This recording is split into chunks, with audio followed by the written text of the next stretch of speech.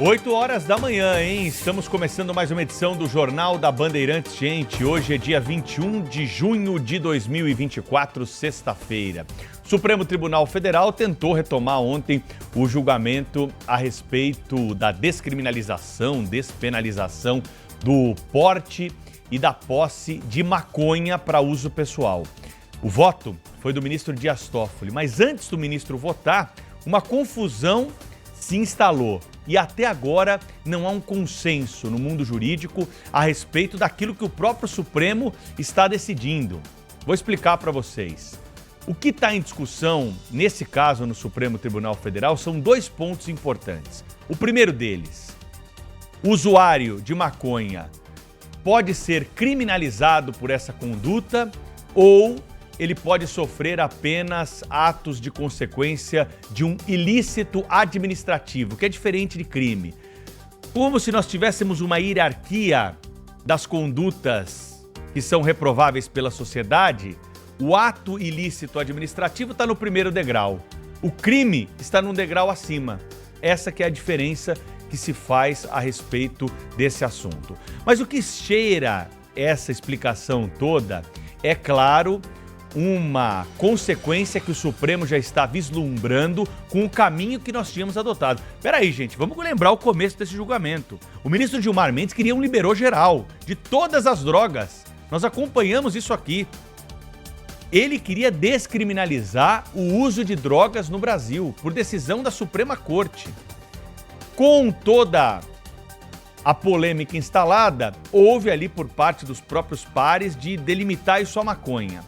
Agora, o presidente do Supremo Tribunal Federal, aliás, num capítulo absolutamente desnecessário da história do Supremo, abre uma sessão dizendo que recebeu a ligação de um membro importante da Igreja Católica que está preocupado com o resultado do julgamento no Supremo Tribunal Federal.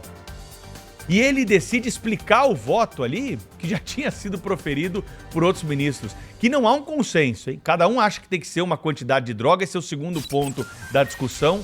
Qual é a quantidade de droga que vai diferenciar o traficante do usuário? E nós já dissemos aqui que isso é uma bobagem, porque usar um critério como esse só vai fazer com que o traficante use um pouquinho a menos daquilo que é permitido. 60 gramas, ele vai andar com 59, ele vai andar com 58. Né, justamente para dizer que é um usuário de droga e tentar derrubar as outras provas que são colocadas. Então, o Supremo parece estar querendo arredondar o assunto, está querendo não passar exatamente aquilo que estava sendo votado. E foi justamente esse o motivo da discussão entre o presidente da Corte, Luiz Roberto Barroso, e o ministro André Mendonça, que estava participando de forma remota dessa sessão do Supremo Tribunal Federal. E nós vamos acompanhar esse trecho da discussão da sessão de ontem, agora aqui no Jornal Gente. Quem vai fiscalizar? Quem vai processar? Quem vai condenar? Quem vai acompanhar a execução dessa sanção? Não existe. Essa deliberação, com a devida vênia aos entendimentos em contrário, tem que ser adotada pelo legislador. Eu sou contra, mas eu me curvaria caso o legislador deliberasse em sentido contrário. Apenas conseguindo a minha opinião e entendo, com a devida vênia, que o presidente da CNBB não é vítima de desinformação. Bom, Vossa Excelência acaba de dizer a mesma coisa que eu disse, apenas com um tom um pouco mais panfletário. Eu, ao início da sessão, disse, estamos discutindo se é ato ilícito administrativo ou se é ato ilícito penal.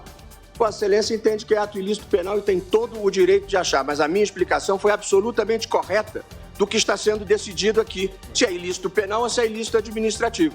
Pois não, ministro Flávio Dino. Bom, vamos lá então. O caso em questão, ele está no artigo 28 da Lei de Drogas. E vamos ao texto da lei aqui, para não deixar dúvida a respeito daquilo que está em discussão, e me parece que uma questão muito simples pode resolver. Qual é o nome do capítulo que dá origem a esse artigo 28 da Lei de Drogas? Capítulo 3, dos crimes e das penas. Esse é o capítulo que inaugura o artigo 27, depois vem o artigo 28. Dos crimes e das penas. O legislador quis ou não quis colocar a conduta criminosa para o usuário de droga quando insere o artigo que trata do usuário na legislação num capítulo de crimes. É simples. Se nós adotarmos o critério geográfico de interpretação da nossa legislação, não precisa desenhar. É só olhar um pouquinho para cima do artigo 28 e ver qual é o capítulo em que ele está na nossa legislação. Se ele está no capítulo de crime, o Supremo Tribunal Federal está perdendo tempo nessa discussão, que eu repito e enfatizo aqui. Começou em 2005 com um caso de um preso em que na cela dele foi encontrado um cigarrinho lá de maconha.